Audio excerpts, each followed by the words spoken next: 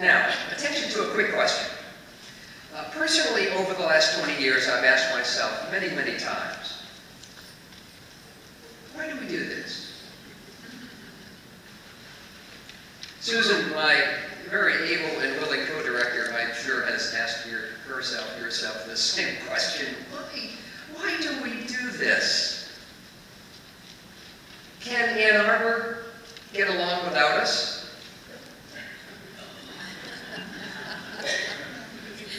Maybe. Depends on how you define get along.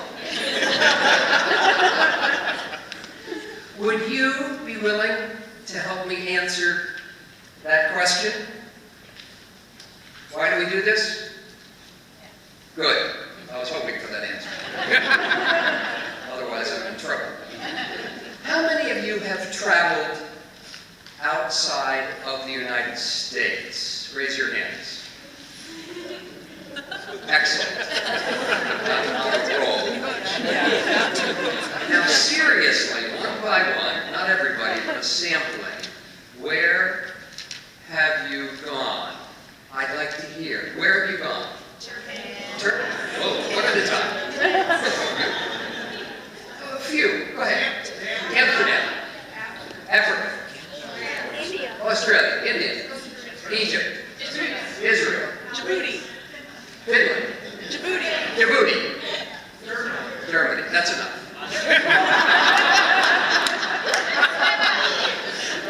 Second question, and think of this. What country or place on the planet have you gone that is the most different? Now, it's not going to be Great Britain or Canada. So where have you gone? And again, one at a time, I'd like to, the most different in your understanding. India. China? Iran. What? Iran. Tunisia? Philippines? Guatemala? That's Nepal. That's it. The third question, which is a corollary to the first two, and please don't answer this out loud. Why do you travel outside the borders of these United States? Think about that. Why? It takes a lot of effort. In the world of international travel, let's face it, there are two kinds of people. There are people that love it, and then there are homebodies. And you're in one or group or the other, or maybe balancing act in between. When you think of the effort that it takes, there are a lot of reasons to stay home, and it's intimidating. And then there are lots of exciting reasons to go, man, go. And you struggle with that. There's different foods. You look at those recipes, you don't have a clue as to what's in that bowl, where it came from. The climate, whether it's Panama or Alaska, it's not the same as Michigan. The sites that you have to go see, and you can't find them and you get lost. The practices that are customary in certain places. I learned the hard way not to take my meat sandwich into the dairy restaurant in Israel. I learned that the hard way. Thank you for forgiving me and cutting me some slack. And there are dangers. There's snakes. There was a moth the size of a grapefruit that just about carried me off in Nicaragua. So all those things cause us to rethink and then think again. Emily, I'm going to pick on Emily. She doesn't mind. You've been to a few different places. Why do you travel around to different parts of the world? Yeah, you're right. I've spent some time in a few places. I guess I would say I think every culture offers different gifts that I've learned from, and different expressions of faith that have even enhanced my own journey. Be that learning about like hospitality or meditation or whatever it is. Excellent, thank you. Now you see the connection here. You can see it coming. The connection between world travel and interfaith dialogue. With both of them, you have to take the initiative to leave home and go someplace that's new or different. When it comes to to interfaith dialogue and interreligious engagement, it's easy to stay home. It's comfortable there. And because religion and faith traditions are so different, it can be very unsettling to travel over there, can it not? Yeah. You go to the Baha'i Center. You don't know whether they're going to ask you to talk. You go to Beth Israel, and you're not used to the book because you don't speak Hebrew. You go to the Chinmaya Mission and you scratch your head, what are all those idols doing around there? The Christian Vineyard Church, you don't know the songs. The Interfaith Center for Spiritual Growth, you can't even find it.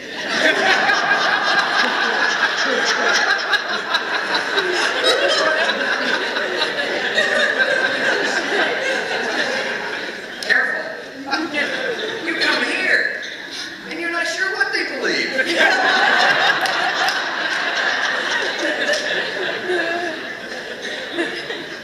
Or if you want to be a Buddhist for an evening, go with Ralph to Soka Gakkai, and you wonder, I don't know those chants. But people are so hospitable. They welcome you as a stranger, and within moments you are a friend. It's like being in a foreign country. Sure, there are risks, but my, are there rewards. You see, foreign has taken on a pejorative connotation. Different. Inferior, maybe even just weird. I was a clergy person in Davis in a small suburb of Flint, when Flint was the GM capital of central Michigan. And I came in as a religious leader to that congregation and went around to visit some of our parishioners, and I went to a small place in Lapeer, just a few miles away. I drove my Datsun 510. You get the point. 1970 into the driveway of a home, and the young boy in the house went out onto the porch, and I heard him say as he turned and spoke with his father, "The new minister has a foreign car." My board of directors leased me a Buick within the first year. Foreign. Foreign.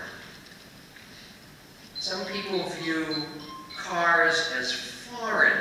Some people view countries as foreign. Some people view religions as foreign. But we do what we do. Here comes some of the answers that I've unearthed in these 20 years.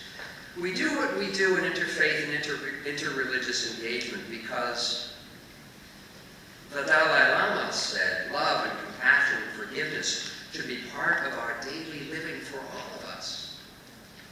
And Desmond Tutu said, my humanity is bound up in yours, for we can only be human together.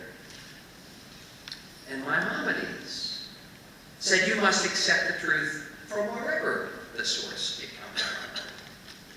And Baha'u'llah said, the earth is but one country and mankind its citizens. And Eboo Patel said, to see the other side, to defend another people, not despite your tradition, but because of it is the heart of plurality. Now, our own answer from the Interfaith Roundtable, as we've asked questions over the last 6 months and had focus groups, you all have come up with another set of reasons why we do this. 5 reasons. To meet people, to meet real people. My wife said to me recently, they're all real people. I said, honey, no, to meet real people, to overcome the stereotypes that come having stereotypical people. To increase our understanding of ourselves and others. To make diversity work. To connect with others who live and practice differently and create friendships as a result.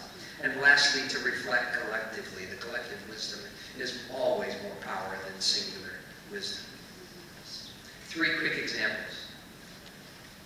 I used to know a little bit about Judaism, but now I know Reverend Rabbi Rob Albertson.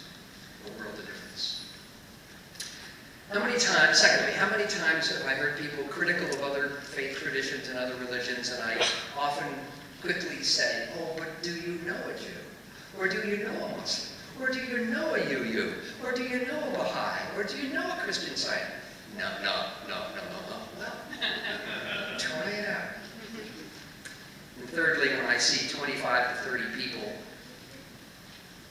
block out an evening a week for 4 weeks and go to different sacred sites and houses of worship and devote a couple of hours to unearthing and unpacking and discovering what that faith tradition is that's housed in that building, it's amazing to see people take the journey and travel across the bridge.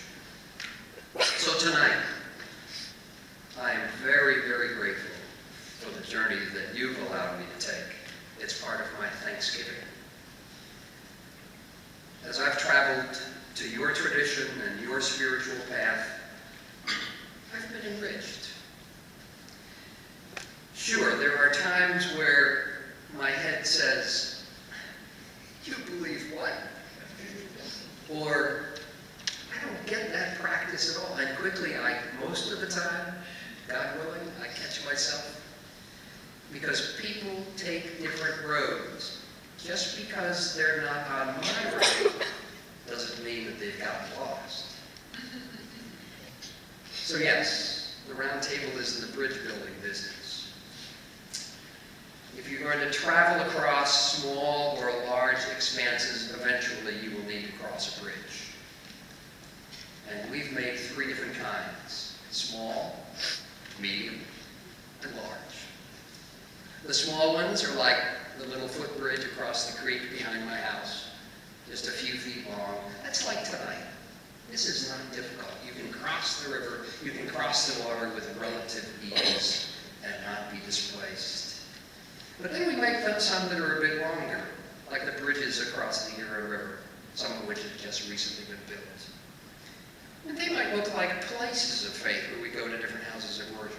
Or Faces of Faith, it's coming up in January. That's the next large community event that the Round Table is sponsoring, where you sit down and listen to somebody else's story. That takes a little bit more work.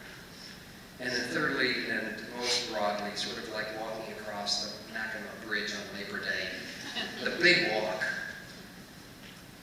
is to set aside 2.5 or 3 hours to have dinner with 6 or 7 or 8 other people from different faith traditions, and say what's refreshing and meaningful about your faith tradition as you listen to what's refreshing and alive and joyful about someone else's tradition. You get the point. You're smart. You get the point why we do this. So come walk with us. Come travel with us. And by the next Thanksgiving celebration, a year from now, if you've traveled to new places, I can't imagine that you would have any less gratitude than you have tonight. Experience what is new and different. Come back again in a year from now. But for tonight, I just say, Happy Thanksgiving. See you next year. Thank you.